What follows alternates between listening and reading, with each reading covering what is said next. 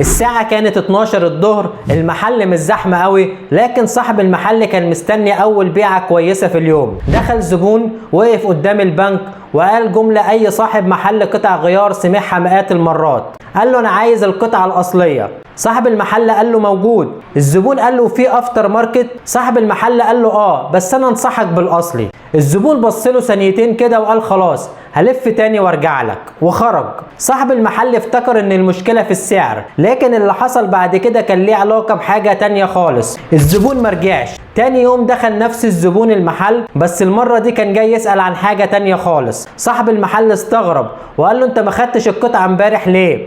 الراجل قال له المحل اللي بعدك فهمني الفرق. هنا صاحب المحل وقف، فرق ايه؟ الزبون قال له صاحب المحل اللي جنبك قال لي ان كلمة افتر ماركت مش معناها ان القطعة وحشة. وهنا صاحب المحل بدأ يفكر، هو طول الوقت كان بيتعامل مع كلمة افتر ماركت على انها اسم لنوع جودة، هل ده صح؟ خلينا نوقف القصة لحظة ونرجع للسؤال المهم، يعني ايه اصلا افتر ماركت؟ ببساطة لما العربية تخرج من المصنع بيفضل في سوق كامل لقطع الغيار البديلة والصيانة والاستبدال. القطع اللي بتتباع في السوق ده بنسميها بشكل عام افتر ماركت. الكلمة نفسها مش شهادة جودة، يعني لما تقول دي افتر ماركت انت لسه ما قلتليش هل القطعة دي ممتازة ولا متوسطة ولا ضعيفة، لان الجودة بتختلف من شركة للتانية. وهنا بيقع صاحب المحل في غلطة كبيرة. الزبون يقول عايز الاصلي وصاحب المحل يرد عندي الاصلي وخلاص، لكن صاحب المحل الخبرة مش بيبيع كلمة اصلي، هو الاول بيفهم الزبون محتاج ايه، والعربية نوعها ايه، وموديل كام، والموتور نوعه ايه، والقطعة المطلوبة ايه، وبعدها يعرض الاختيارات المتاحة بوضوح. عندك الاختيار ده وعندك الاختيار ده، وده فرق السعر بينهم، وده مستوى للشركة المصنعة، وبعدين يسيب العميل ياخد القرار وهو فاهم. وهنا حصل موقف صغير بس هو اللي قلب البيعة كلها.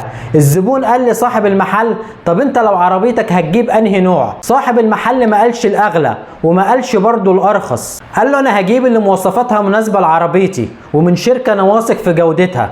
ودي نقطة مهمة جدا لصاحب المحل، انت مش لازم تبيع اغلى قطعة ومش لازم تبيع برضو ارخص قطعة، انت لازم تعرف ايه اللي انت بتبيعه اصلا، مين الشركة المصنعة، ايه مواصفات القطعة، هل هي مناسبة للعربية دي ولا لا، وهل عندك مصدر موثوق للقطعة، لان كلمة افتر ماركت لوحدها مش كفاية تخليك تقول للعميل القطعة دي كويسة، ومش كفاية برضو تقول دي وحشة. والاخطر من كده انك لو كل مرة الزبون قال عايز الاصلي تجري تجيب له اغلى حاجة ممكن تكسب بيعة، لكن هتخسر ثقة العميل، لانه ممكن يكتشف بعدين انك كنت بتبيع له السعر مش القطعة المناسبة.